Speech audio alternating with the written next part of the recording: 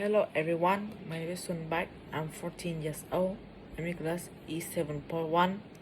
Today, I'm happy to be here to tell you about my topic, that is the life cycle of a plastic bottles. And this topic is taken from an interview by BBC Learn English. Now let's get started. Today, we will talk about the story of 3 plastic bottles, empty and discarded. And their journeys are about to diverge with outcomes that impact nothing less than the fate of the planet. But they weren't always this way. To understand where their bottles end up, we must first explore their origins. And the heroes of our story were conceived in this oil refinery. The plastic in their bodies was formed by chemically bonding oil and gas molecules together to make monomers. Here monomers and here polymers. And here is oil refinery. In turn, these monomers were bonded into long polymer chains to make plastic in the form of millions of pellets. Those were melted at manufacturing plants and reformed in molds to create the resilient material that make up the triplets bodies. Machines filled the bottles with sweet bubbly liquid, and they were then wrapped, shipped, bought, opened, consumed, and unceremoniously discarded. And now here they lie poised at the edge of the unknown. Bottle 1 lie hundreds of millions of tons of his plastic breathing, ends up in a landfill.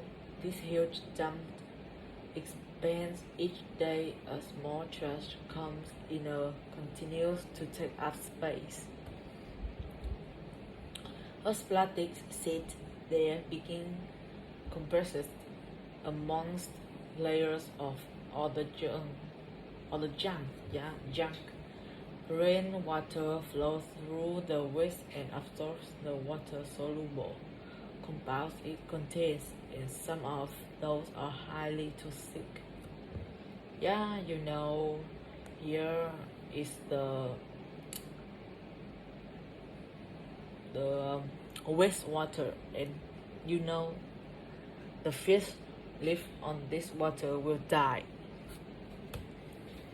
And together they create a harmful still called leachate, which can move into groundwater, soil, and streams, poisoning ecosystem and harming wildlife. And do you know it can take bottle an organizing 1,000 years to decompose? Here I have a plastic bottle have 450 years from 1,000 years to decompose.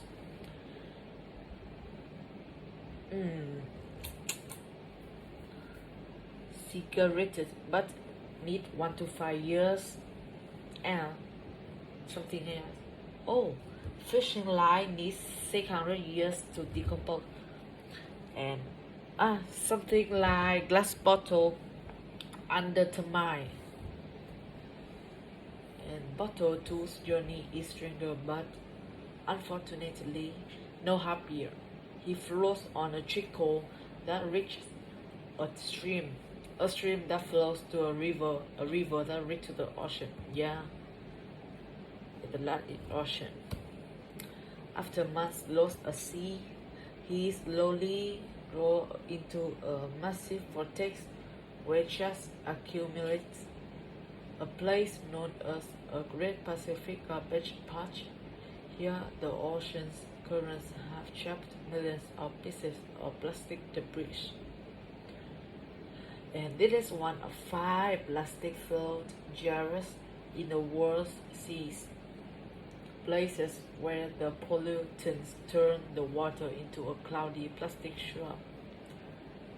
Indian Ocean Gyre, Red Pacific Gyre, Lesser Pacific Gyre, North Atlantic Gyre, and South Atlantic Gyre. And some animals, like seabirds, get entangled in the mess. They and others mistake the brightly colored plastic base for food. Plastic makes them feel full when they are not, so they starve to death and pass the toxins from the plastic up the food chain. For example, is eaten by the lanternfish. The lanternfish are eaten by the liquid. The liquid are eaten by tuna, and the tuna are eaten by us. And almost plastics don't biodegrade, which means they are destined to break down into smaller and smaller pieces called microplastic, which might rotate in the sea eternally. But Bottle 3 is spared the cruel purgatories of his brother. A truck brings him to a planet where he and his companions are squeezed flat and compressed into a block. Okay, this sounds pretty bad too, but hang in there, it gets better. The blocks are shredded into tiny pieces, which are washed and melted. So they become the raw materials that can be used again.